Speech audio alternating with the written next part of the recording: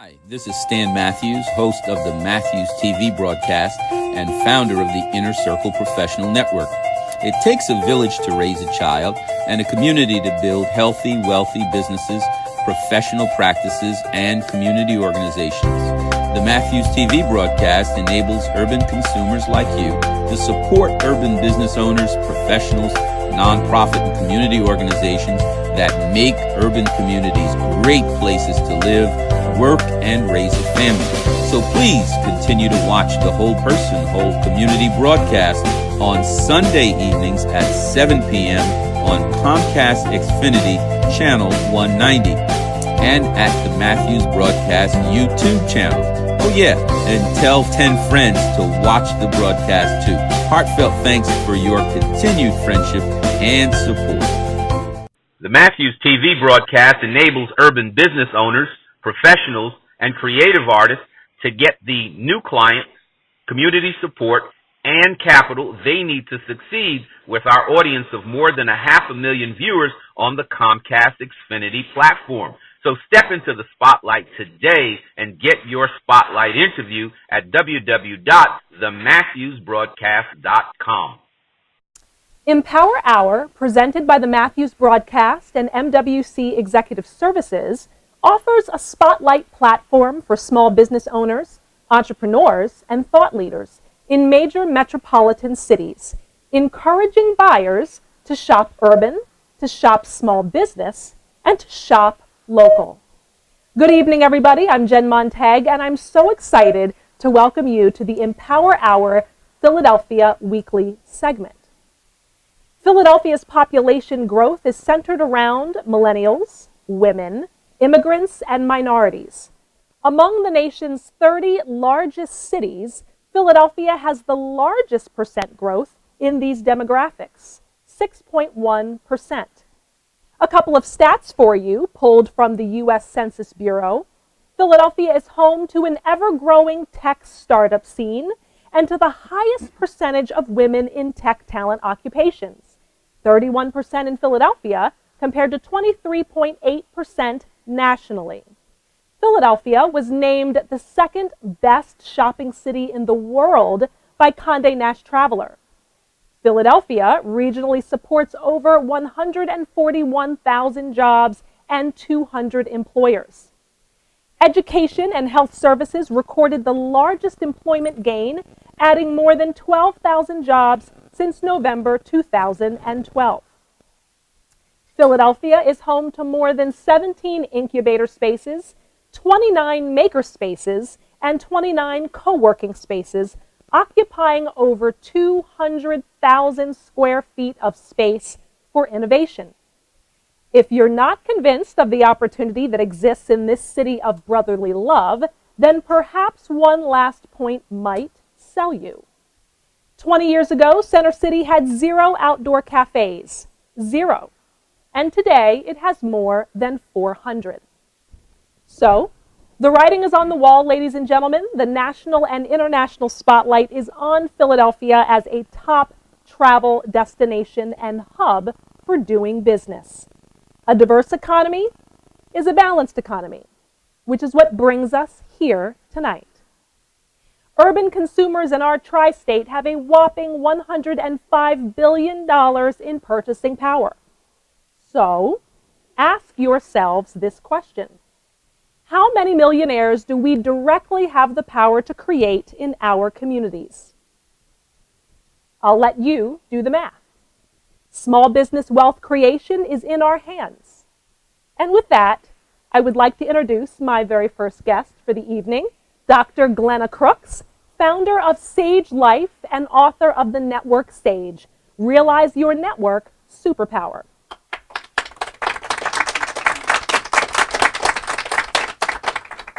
Dr. Crooks, so glad to have you with us this afternoon. Thank you very much. Glad to be here. Dr. Glenna Crooks, everybody, is in her 8th career with a common theme in each one. She organizes chaos and solves complex problems. President Reagan appointed Dr. Crooks to her senior policy position, where she was responsible for a $7 billion portfolio of health programs. As global vice president of Merck's vaccine business, She built a team that grew sales from 400 million to $1 billion in less than 3 years. Does she coach people? Glenna Crooks does everything. For the past 25 years, she's been a strategist helping businesses and governments solve tough healthcare problems, which is where tonight's story begins. Dr. Crooks, you talk extensively about support networks and their criticalities to sustaining busy women. You paint extremely vivid images of how this network that you talk about operates. You've compared it to a pit crew in certain circumstances. So tell us, I'm dying to know, what is the network SAGE and what is a SAGE map? Perhaps the best way to talk about that, Jen, is to tell a little story about how this came to be. During these 25 years that I have been consulting with businesses and governments around the world, over time, and especially about a dozen years ago, people started telling me that life was just too complicated. They just didn't feel like they could do it. They didn't feel like they could keep going. You know how it is? You work all day, long hours with people. You have a long dinner at night. They have their second glass of wine. They let their hair down. Some of them wanted to leave their job. Others wanted to leave their marriage. Some wanted to leave both. Now, all I could think of at the time was, wait a minute, you are so talented. You are so educated. You've got resources available, and we need all hands on deck. The world has problems to solve. I don't want you to leave. And by the way, you're also my friends. I don't want you to end a career feeling like you've been a failure. Well, I don't look for problems, but they find me, and this one did. I went looking for ways to help, and I found some, but they were not scalable. So I was on the lookout for something that would be. That's when I found it in an unlikely place, the fashion magazine W, from an unlikely person, my favorite superhero, Robert Downey Jr. At the time, the trailer for the first Iron Man had just been released. And so I think that's why I noticed this interview. And in it, he said he had a pit crew of people helping him out. A yoga teacher, a sensei, a psychiatrist, he named his wife. But he said, but I need a pit crew because after all, I'm not a Model T, I'm a Ferrari. And it takes more of a pit crew to keep us on the road. Now, I must have been in a snarky mood that day because I thought to myself, if you're a Ferrari, I am at least a Maserati. And you know what? You're right. It does take a pit crew. Who's mine? And how are they doing? And then after a while, I thought, uh-oh, I'm on other people's pit crews. How am I doing? Well, I had already, without realizing it, looked at pit crews for my business, but never for my personal life. So I kept a piece of paper on the kitchen counter and I wrote down people's names when they came to mind. And when I finished, I had 139 names on there. Now, my first thought was, am I high maintenance or what? And then I realized that compared to most people I know, I have a really simple life. I don't have a spouse, so there's no in-laws or his colleagues or friends on my list. I don't have children, so no teachers and coaches and orthodontists or other soccer moms. My elderly mom was healthy. She didn't need me for anything except fun and love. I didn't have a dog and I didn't have a cat. So I got incredibly more respect for people like you, Jen, who have all those people in your life and yet can go on and do something as entrepreneurial as you are now. Now, I made changes for me, and it made a difference for me. My income went up, my health got better, I had more free time for friends. People wanted to know what I was doing. I told them they had similar results. Fast forward 10 years now, and I have identified 8 different networks that support us as working adults. Now, this is intuitive. It's just hiding in plain sight. So when I say it, it's going to make total sense to you. The first 5 I call birthright networks because you were born into them. Your parents created them for you. If you have children, you're creating them for your children. First, a family network. Then a health and vitality network. Then an education and enrichment network. 4th, a spiritual network. And 5th, a social and community network. Makes a lot of sense, right? Now, of course, you change those networks as you grow up. You decide who you want in them and who you don't, but you will never in your entire life outgrow what those networks provide for you. Then you mature into 3 other networks that I call coming of age networks. First, a career network, which is how we usually think about networking. Second, a home and personal affairs network. Personal affairs being things like your banker, your car dealer, your lawyer, your accountant, people like that. And then finally, I didn't go looking for this last network, but it kept showing up. And this is a network that I call ghosts. Ghosts are people who used to be in your life who are no longer. And chances are, by the time you're a working adult, there are more ghosts in your life than there are real people. These people are important because there are different types, and I want to mention just 2. One I call friendly. These are the people who loved you and you knew it. If you think about them today, it warms your heart. Don't you wish you could let them know how you turned out and that it really was okay and all the investments and love that they made in you really did pay off? Then there's another group I call hungry. These were the people that you could not satisfy then and you cannot satisfy now, even though chances are you're still trying. Not with them, of course, because they're not here, but with people or in situations who remind you of them. So those times, and knowing this has been helpful for me. The times when I'm having a tough day and I should be thinking about my grandfather, who I still remember, although he passed away when I was quite young. I should remember how he loved me. The people who come out are hungry ghosts, and they pitch a tent in my office. And they scream at me all day. Who cares what you have to think? And now they're going to know you're stupid. And all of those things that were harsh and harmful things that were said to us along the way. So those are the networks of, what a network sage does is go through a 3-step process to act sage. The A stands for aware, become aware of everybody who's in your networks. I can tell you from 10 years of research, myself and hundreds of people, and even I suspect Robert Downey Jr., you don't know everybody in your life. You've not been aware and conscious of it. When you get that data, it is a big reveal. Okay? Second, the C in Act Sage stands for clarity. Get clear about what it is you really want and need. I didn't realize, for example, how much I valued my time. So if I have to make an appointment for a hairdresser or a manicurist or a physician, I'm willing to wait, but not long.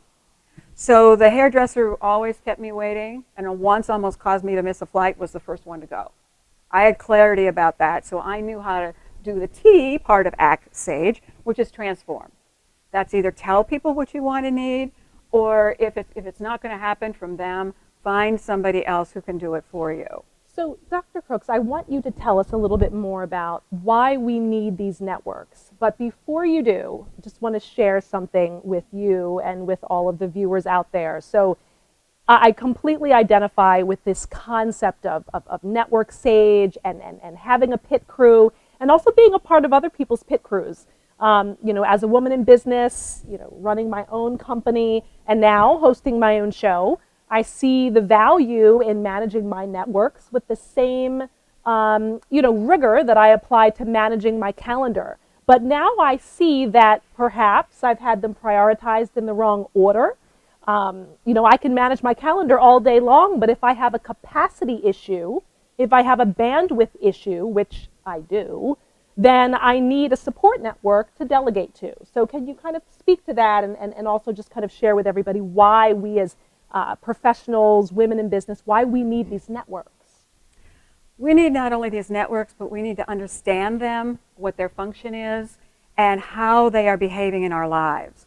So the first thing that I did was to take that list of 139 and I divided it in 2. And I looked on one list was everything that I had to do myself. If my clothes are going to be altered, I have to show up at the tailor. But I don't have to take them to the cleaners and I don't have to pick them up.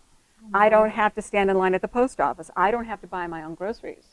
And I took that second list and I created a job description and I hired a college student for a few hours a week working flexibly to eliminate all of that for me. So it took all of that effort off of my plate. That's one idea. In the book, you will see that people came up with a lot of other ideas as well, understanding where they were getting support and where they were not.